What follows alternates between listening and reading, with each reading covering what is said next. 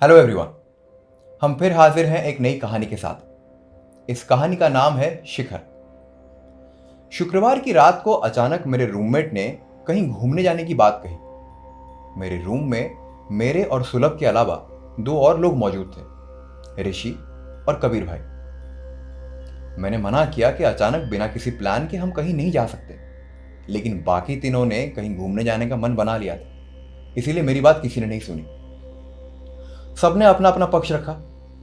किसी ने कहा महाबलेश्वर चलते हैं, किसी ने कहा सोमनाथ चलते हैं, तो किसी ने कहा मल्लिकार्जुन।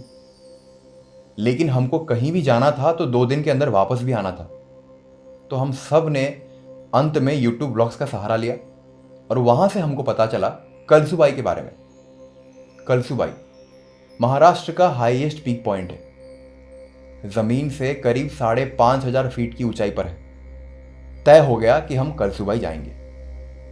लेकिन मुझे सुलभ के ऊपर डाउट था, क्योंकि सुलभ एकमात्र ऐसा बंदा था जो थोड़े से मेहनत करने के बाद बहुत ज्यादा थक जाता था। अगर किसी रोज वो 2 किलोमीटर ज्यादा चल लेता था तो वो खर्राटे मार मार कर सोता था, क्योंकि ज्यादा मेहनत करना उसके बस की बात ही नहीं थी। लेकिन सबसे ज्यादा एक्साइटेड वही था। तो नतीजा ये हुआ कि अगले 1 घंटे के अंदर सब तैयार हो गए और हम रवाना हो गए कलसुबाई के लिए। करीब 11:30 बजे हम इगतपुरी पहुंचे। इगतपुरी पहुंचकर वहां के नजदीकी वाटरफॉल्स घूमने लगे और देखते देखते 2 बज गए।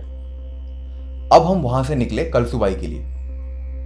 किसी ने हमें बताया कि कलसुबाई अगर जाना है तो आपको सुबह ट्रैकिंग करनी चाहिए, क्योंकि नीचे से ऊपर जाकर और वापस नीचे लौटने में करीब 7 घंटे लग जाते हैं। खैर, जैसा भी था, हम सब रात से सोए नहीं थे, बहुत थके हुए थे, तो हमें तो बस बिस्तर चाहिए था, कहीं भी हम सो जाते। हम निकल गए कलसुबाई के लिए। लेकिन जब हम जा रहे थे, रास्ते में एक बहुत लंबी कतार थी। वहां से पुलिस किसी को आगे जाने नहीं दे रही थी। कारण था शनिवार। शनिवार और रविवार को आमतौर पे पर्यटकों का भीड़ वहां पर बहुत ज्यादा होता है, और इसीलिए पुलिस सिर्फ वीआईपी वालों को ही वहां से एंट्री देती है। ये बात हम थोड़ी देर में समझ गए। पुलिस का कहना था कि वो रास्ता भावली डैम होकर गुजरती है और वो रास्ता सेफ नहीं है, इसीलिए वो लोग हमें जाने नहीं दे रहे थे। खैर, कबीर भाई को कहीं से एक आइडिया आया। उन्होंने एक स्थानीय बाशिंदा से पूछताछ की तो पता चला कि गांव के अंदर से एक रास्ता है जहां से होकर हम फिर से वापस वही भावली डैम वाले रास्ते में कनेक्ट हो सकते हैं। तो चुपचाप हम कतार से निकल गए और उसी गांव वाले उबड़ खाबड़ रास्ते में आगे निकलने लगे। करीब 4 से 5 किलोमीटर चलने के बाद हम फिर से वही भावली डैम वाले रास्ते में कनेक्ट हो गए। इतनी देर से हम सीधे सड़क पे आ रहे थे, हाईवे पे सफर कर रहे थे, और अचानक हम जब पहाड़ों के बीच घुसने लगे, हमें बहुत आनंद आने लगा। वो नजारा कुछ अलग ही था। रास्ते की दोनों तरफ झरना थी, दोनों तरफ पहाड़ था, और बादल इतने करीब थे, ऐसा लग रहा था जैसे कोई 2 मंजिला मकान। हम सबको बहुत आनंद आ रहा था। उस नज़ारे का आनंद लेने के लिए हम वहां पर रुक गए और थोड़ी देर फोटोग्राफी करने लगे। वहीं कोने में एक चाय की टपरी थी, वहां पर चाय पी, और चाय की दुकानदार से हमने पूछताछ की कलसुबाई के बारे में। तो उसने भी यही बताया कि अगर आपको जाना है तो आप सुबह जाओ, वरना आप वापस नहीं आ सकते, टाइम लगता है, और रात को वहां पर काफी अंधेरा हो जाता है। खैर, जैसे तैसे करके हम लोग भंडारदारा पहुंच गए। भंडारदारा कलसुबाई के नजदीकी इलाका है जहां पर होटल्स उपलब्ध हैं। क्योंकि शनिवार था, उस दिन वहां पर सारे होटल्स प्री बुक्ड थे। ये बात हमको पता नहीं था, हमने पहले से कोई प्लानिंग की ही नहीं थी। हम तो अचानक यूं ही निकल गए थे कि जो होगा देखा जाएगा। तो हम होटल की तलाश करने लगे। बहुत ढूंढे, ढूंढते ढूंढते करीब 11 बज गए। इस बीच हमको कुछ ब्रोकर्स भी मिल गए जो लोग घर दिलाते हैं। और इनफैक्ट वहां पर ऐसा भी होता है कि जो वहां के स्थानीय बाशिंदा है, वो अपने घर के एक कमरे को किराए पे देते हैं, क्योंकि शनिवार रविवार था तो वो भी पहले से बुक था। तो इसीलिए अंत में हमको एक कमरा मिल गया नसीब से, और वो कमरा ऐसा था कि उसका साइज शायद एक डबल बेड से थोड़ा ज़्यादा हो, जहाँ पर हम चारों सिर्फ सो सकते थे। पर हमको सिर्फ सोना ही था, हम बहुत थके हुए थे और रात के करीब 11:30 बज चुके थे। तो हमने बिना सोचे वो होटल ले लिया, वहाँ जाकर सो गए। बेड पे गिरते ही सबको नींद आ गई। आंख खुली सीधे अगले सुबह 11 बजे, और तब जब होटल के केयर टेकर ने आकर घंटी बजाई, क्योंकि चेकआउट का टाइम हो चुका था।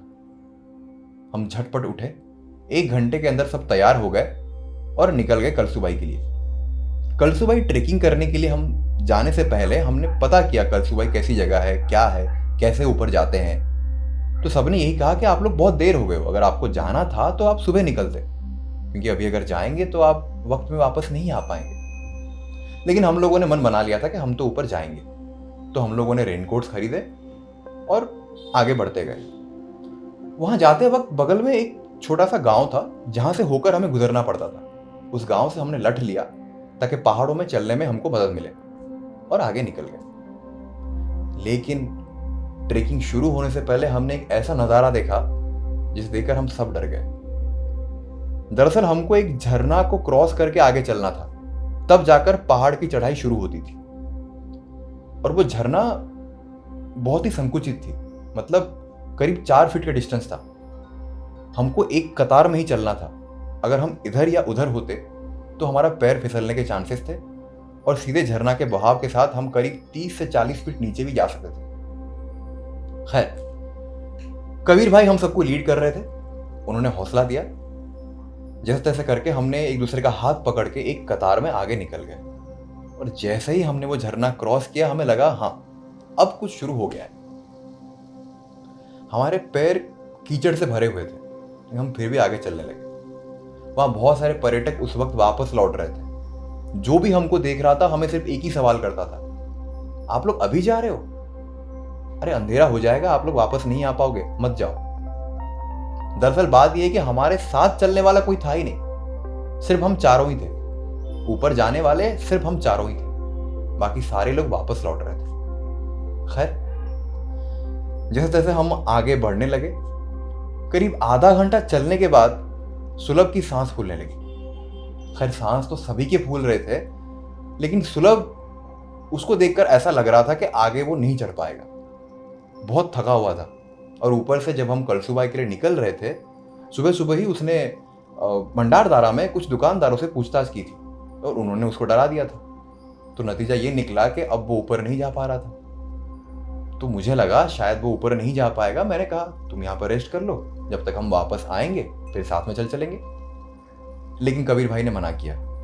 कबीर भाई ने कहा अगर हम जाएंगे तो साथ ही जाएंगे, वरना कोई नहीं जाएगा। फिर अचानक तभी हमारे बीच जो ऋषि था, हमारा दोस्त ऋषि, एक ऐसा इंसान है जो बेलगाम घोड़े की तरह है। वो किसी की बात नहीं सुनता, अचानक कहीं भी चला जाता है, तो उसे संभालना बड़ा मुश्किल था। हमारे बीच में अगर कोई समझदार था तो वो एकमात्र कबीर भाई, बाकी हम सब उनके सहारे थे। तो ऋषि ने सुलभ को उसके बॉस की याद दिला दी। आमतौर पर ऐसा होता है, अगर किसी कर्मचारी को अपने बॉस की याद दिलाते तो उसे बहुत गुस्सा आता है, और वही हुआ। उस गुस्से ने उसके अंदर इतना जोश भर दिया कि जो इंसान थका हुआ था अब उठा और चलने लगा। धीरे धीरे धीरे धीरे हम आगे बढ़ते रहे।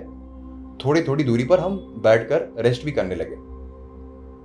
तभी हमको अचानक एक बंदा मिला जो ऊपर से नीचे आ रहा था। दरअसल वो ऊपर जा ही नहीं पाया। कुछ ही दूरी तक उसने सफर तय किया था, उसके पैर फिसल गए और वो गिर गया।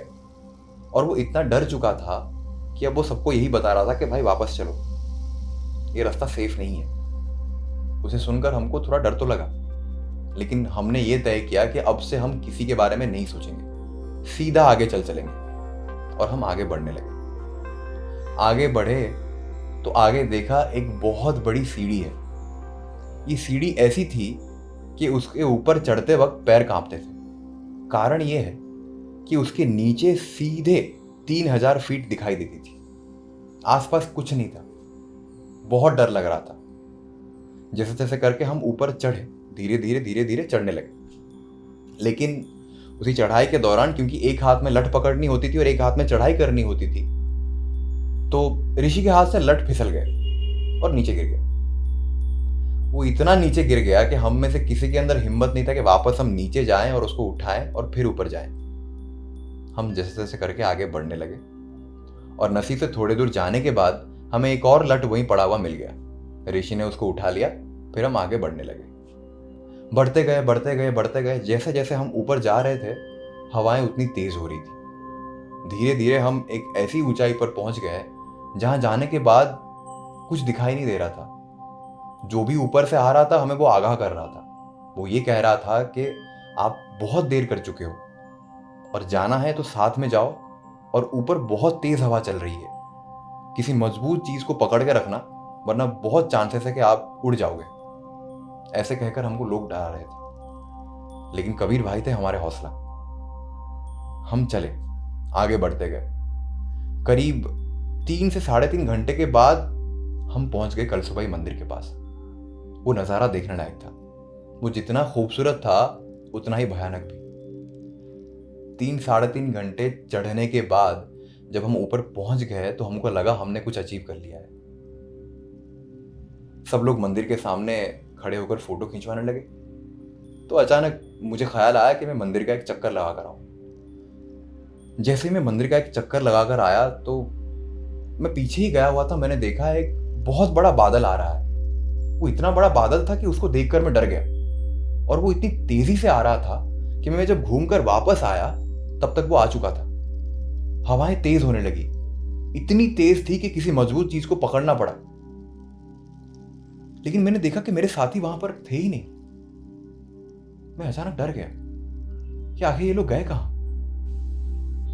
मैं चिल्लाकर जोर जोर से उनका नाम पुकारने लगा, लेकिन किसी ने कोई जवाब नहीं दिया, क्योंकि वहां पर कुछ सुनाई नहीं दे रहा था।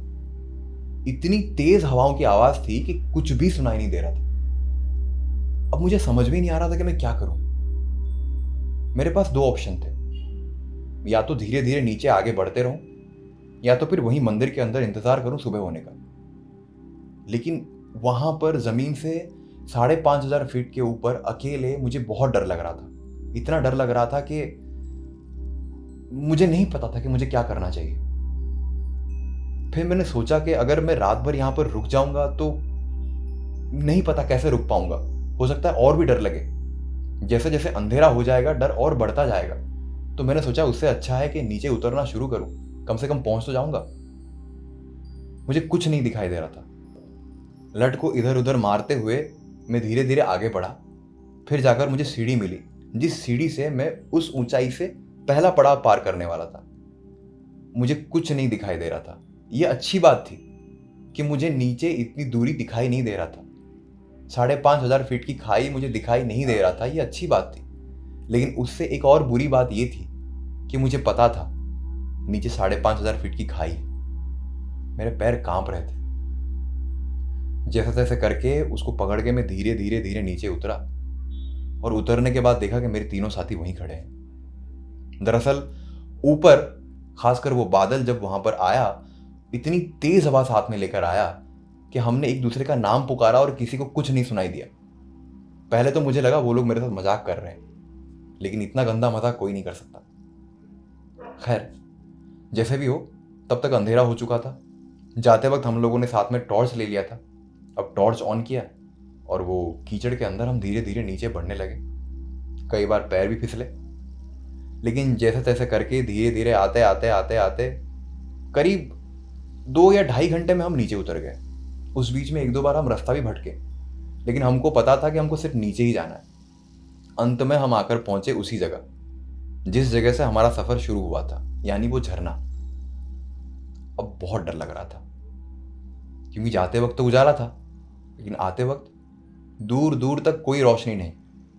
हमें झरने की आवाज़ सुनाई दे रही थी, और हमें पता था कि बहुत संकरी झरना है, हमें एक ही लाइन में चलना होगा। हम बहुत डर चुके थे। धीरे धीरे करके हम आगे बढ़ते गए। वो झरना जैसे ही हमने क्रॉस किया, तब हमको लगा कि हाँ, अब कोई खतरा नहीं है। उसके आगे भी गांव था, और गांव पूरा अंधेरा था। सफर अभी तक खत्म नहीं हुआ था, बस धीरे धीरे आगे निकलते रहे। उम्मीद है कि आपको ये कहानी अच्छी लगी होगी।